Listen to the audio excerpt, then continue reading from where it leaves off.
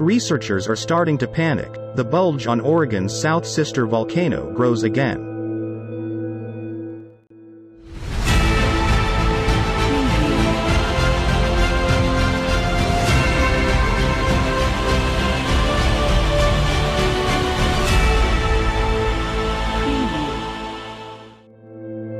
The Cascade Range in western North America are a remarkably quiet volcanic chain.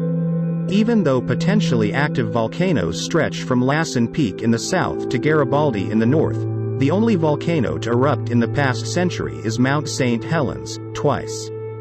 That's it. Compare that to places like Japan, Kamchatka, Indonesia and other volcanic arcs where it isn't uncommon for multiple volcanoes to be popping off simultaneously. The Cascades feel downright silent. This is why the volcanological community get excited when anything, happens.